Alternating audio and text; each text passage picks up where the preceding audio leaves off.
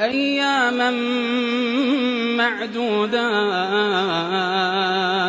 فمن كان منكم مريضا أو على سفر فعدة من أيام أخر، وعلى الذين يطيقونه فدية طعام مسكين، فمن تطوع خيرا فهو خير له، وأن تصوموا خير لكم إن كنتم تعلمون.